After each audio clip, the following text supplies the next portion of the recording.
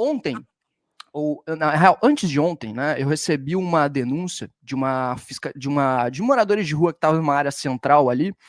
E aí, na hora que eu cheguei ali para fiscalizar essa área que tá lotada de moradores de rua, a gente chegou lá e já tava a guarda municipal abordando 2 cracudos, né?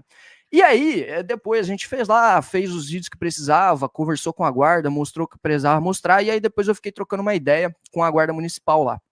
E cuidado que você vai mostrar aí no seu quarto, hein, ô Bertolucci? Não, pô, é só o PC meu aqui. Então eu tava mudando de câmera traseira para frontal, pode ficar de boa. Boa. E aí, cara, a gente tava ali trocando uma ideia, e aí a gente, bem numa praça que é bem central aqui em Joinville, e aí ele simplesmente apontou para um cara lá e falou, ó, tá vendo aquele cara lá de Moicano? A gente prendeu ele semana passada.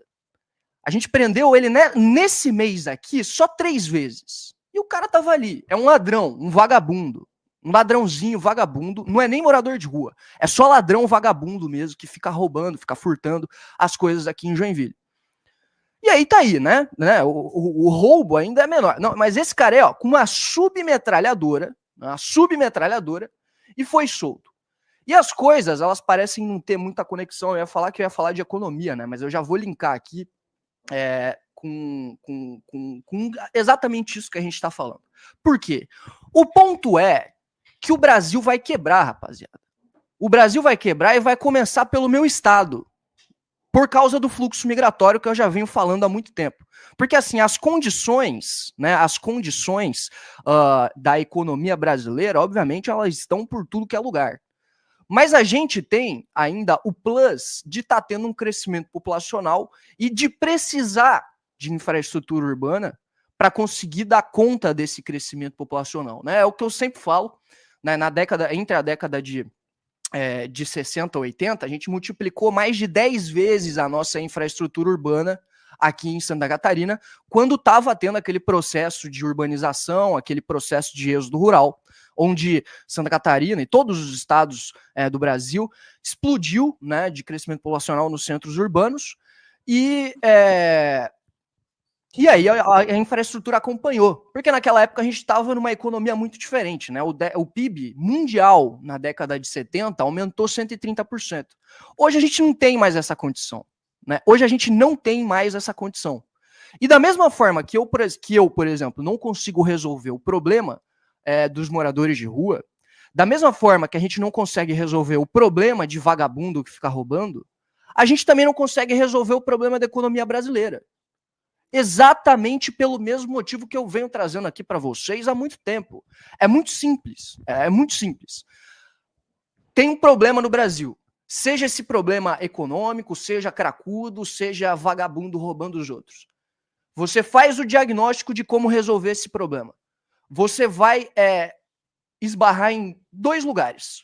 Ou na Constituição Federal, ou em alguma burocracia de elite brasileira, em alguma elite brasileira, ou no Ministério Público, ou no Judiciário, ou em algum vagabundo do centrão, do Legislativo, que tem algum interesse contrário àquilo, né? Então, assim, eu queria mostrar para vocês aqui, vai ali no meu texto ali do Substack, olha só, a primeira coisa que a gente tem que ter em mente é que o nosso gasto primário, ele aumenta, né, desde 91, ele aumenta coisa de 5% ao ano, tá? 5% ao ano, enquanto o nosso PIB tá ali, ó, cresce 4% ao ano, aliás. É que é mais de 4, na real, eu escrevi errado. É 4, alguma coisa. E enquanto o nosso PIB cresce 2,3%. Abaixa aí um pouquinho, Léo, eu quero mostrar um outro gráfico, vai para baixo. E, obviamente, a boa parte dessa composição pelo INSS, né? A aposentadoria cresce pra cacete. Vai mais para baixo. Aí, ó. Resultado primário estrutural, tá? Esse aí é basicamente, né, o resultado primário é quando você pega a diferença entre o gasto primário e a receita, né? Estrutural é porque você consegue meio que excluir as receitas atípicas ali do ciclo econômico, né? Porque de vez em quando você tem alguma coisa, alguma variável de fora, alguma variável externa, que a gente chama de exógena, né? E que ela tem um reflexo na receita, só que não é não dá para analisar essa receita de maneira precisa, justamente por essa variável externa. Então tem esse dado que é o resultado primário estrutural, que a gente consegue analisar de maneira mais precisa o resultado primário do governo. E olha essa bosta aí. Né? A gente vê que a gente não consegue aumentar, a gente vê que a gente não consegue ter um bom resultado há muito tempo. Né? Há muito tempo, justamente porque o nosso gasto, né, ele vem aumentando de 91 para 2016, foi 10 pontos do PIB que a gente aumentou de gasto. Tá? 10 pontos do PIB que a gente aumentou de gasto. Né? 10 pontos em relação ao PIB. Então, assim, galera, qual que é o horizonte que a gente tem? O horizonte que a gente tem é que a gente tem uma população ficando velha, e população ficando velha gasta mais com previdência e gasta mais com saúde. Né? Você tem vários estudos mostrando aí a insuficiência que a gente tem de gastos na saúde hoje e que vai piorar muito mais porque a população está ficando velha. Né? Então, se eu não me engano, até 2045 ou 2050, alguma coisa assim, a gente vai ter mais gente recebendo da Previdência do que gente contribuindo para a Previdência. E aí, obviamente, que a gente tem que falar aqui de um ajuste fiscal. Né?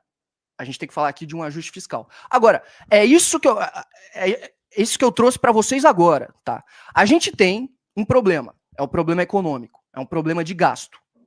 O nosso gasto é muito alto e não para de aumentar. Aí a gente fala, a gente tem que diminuir o gasto. Correto? Não dá.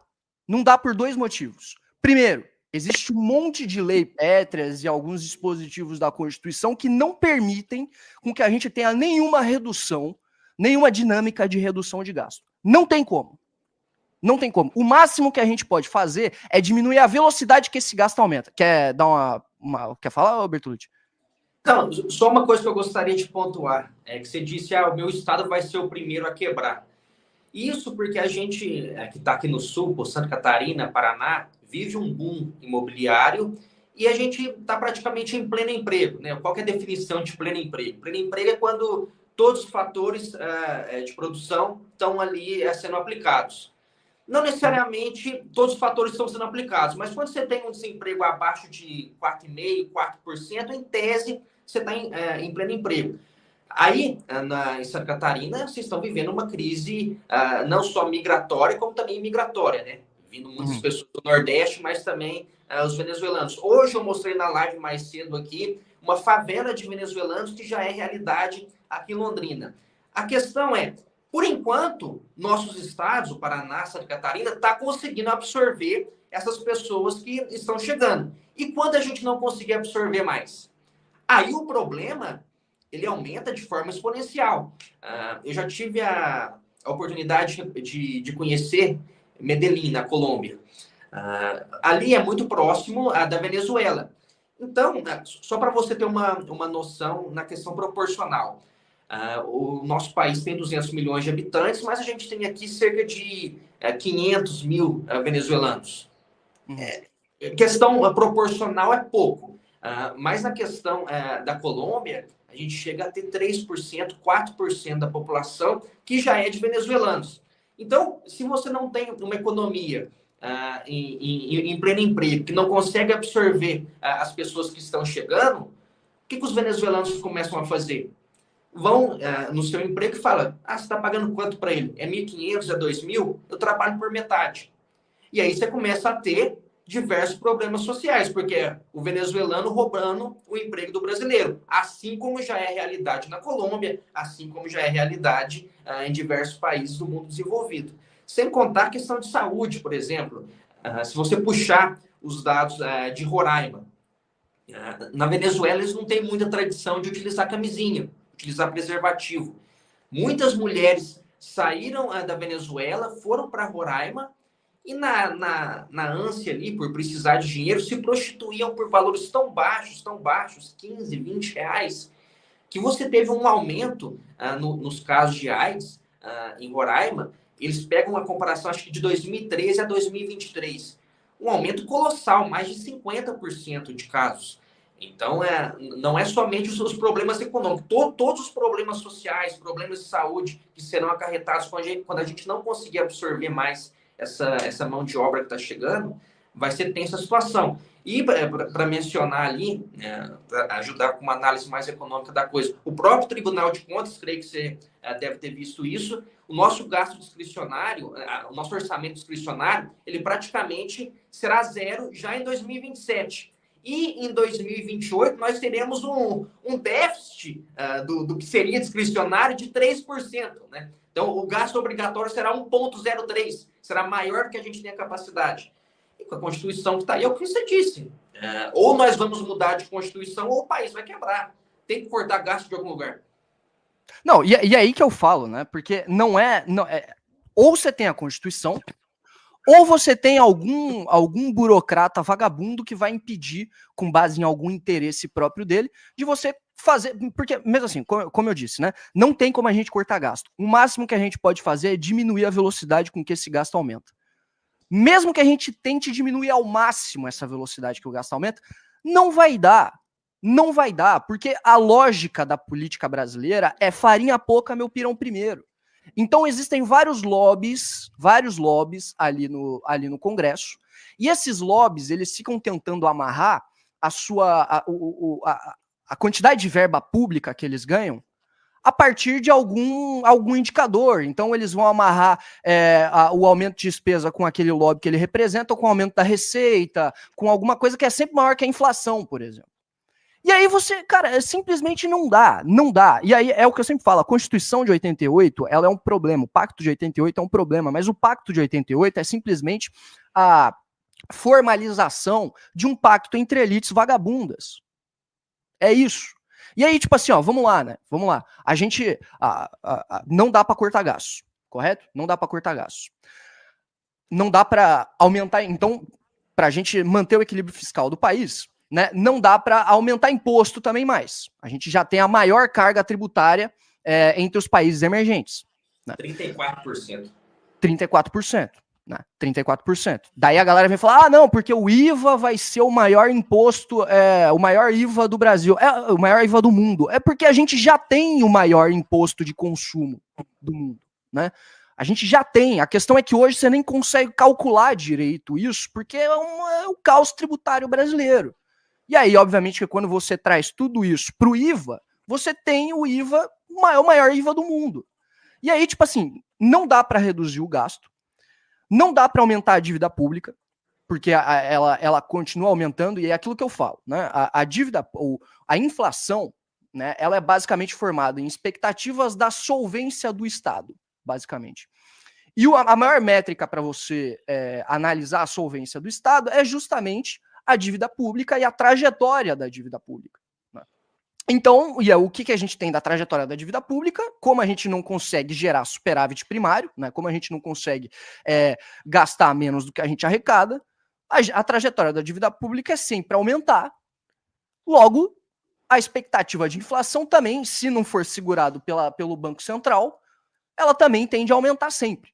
Né? Então, o ponto que eu quero deixar aqui é que, assim, voltando, se a gente quer resolver isso, cara,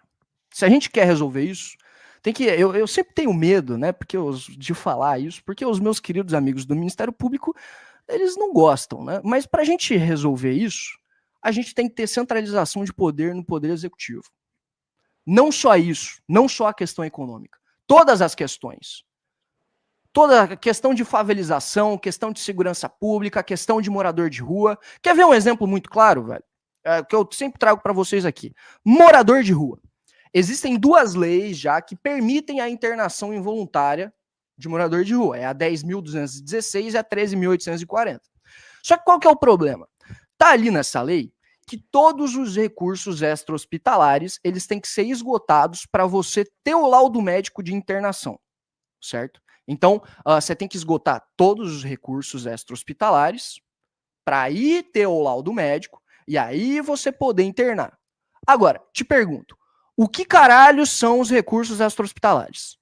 Isso não está delimitado em lei. Sabe quem vai definir se os recursos extra-hospitalares eles foram esgotados? O Ministério Público.